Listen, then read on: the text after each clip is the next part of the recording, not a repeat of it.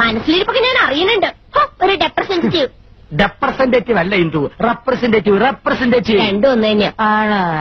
എടി പെമ്പിള്ളേരായ കുറച്ച് അടക്കൊതുക്കൊക്കെ വേണം. അതെങ്ങനെയാ? നീ ആണാണോന്ന് എനിക്കൊരു സംശയമുണ്ട്. അങ്ങനെ ഒരു കിളവൻ പറഞ്ഞാൽ കേറിയിരിക്കാനുള്ള വണ്ടിയൊന്നുമില്ല, ഇങ്ങോട്ട് ഇറങ്ങ വേണ്ടേ? പിന്നെന്തിനാ കാശ് എണ്ണി വാങ്ങിച്ചത്? ആര്? ഒരമ്മാവൻ. ഏതമ്മാവൻ? എനിക്കൊന്നും അറിഞ്ഞൂടാ, പോയി ചോദിക്കേ, അയാളെ ഷാപ്പിലുണ്ട്. സ്കൂളിൽ പഠിക്കുമ്പോ ഡാൻസിനും പാട്ടിനും ഒക്കെ ഞാൻ മിടുക്കിയായിരുന്നു. സമൂഹ ഗാനം വരെ ഞാൻ ഒറ്റയ്ക്ക് പാടിയിട്ടുണ്ട്. Oh I see. Yes, I am into see. What കപ്പ തോട്ട് മീൻ കൂട്ട് മോന്നി. വാട്ടിയ കപ്പയും തോട്ടിലെ മീനും കൂട്ടോന്ന് ചോദിച്ച ഇംഗ്ലീഷിൽ.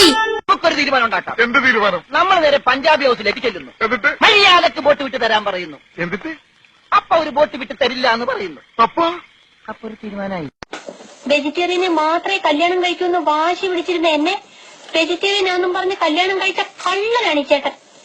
നുണ പറയാൻ മിടുക്കനല്ലേ? അസൂനെ എന്നെ പറഞ്ഞ് ചതിക്കായിരുന്നു. അവന് വേറെ ഭാര്യയും കുട്ടികളൊക്കെ ഉണ്ട്. അവന്റെ മെയിൻ ബിസിനസ് എന്താണെന്നറിയോ? പെൺവാണിഭം. വെറുതെ കണ്ടകടച്ചോടെയൊക്കെ വാരിത്തേച്ച് ഉള്ള ചന്തം കൂടി കളയണ്ട. അസൂയ എല്ലാവർക്കും തോന്നും. ചേട്ടാ സത്യം പറ, എന്നെ ഇപ്പൊ കണ്ട ഒരു പ്രോസ്റ്റിറ്റ്യൂട്ടീവ് ലുക്കില്ലേ? എന്റെ ദൈവമേ, എന്താണ് തമാശയാക്കാണ്? അങ്ങനെ അല്ല തമാശയാക്കാണ്. അങ്ങനല്ല. അല്ല അങ്ങനെ ആക്കണ്ട കേട്ടാ. പേര് ഉമ്മ. എന്താ? ഉമ്മ. അയ്യോ, ചേച്ചി. എന്തിനാ ചേച്ചി വിളിക്കുന്നേ? പിന്നെ പട്ടാപ്പകൽ അപമാനായ യുവതിയുടെ മുഖത്ത് നോക്കി ഉമ്മയോട്ട് ഉണ്ടായിരിക്കണോ? അന്നെന്നെ സിനിമയിൽ അഭിനയിക്കാൻ വിളിച്ചതാ. അന്ന് ഇതുപോലെ തടിയൊന്നും ഇല്ലായിരുന്നു.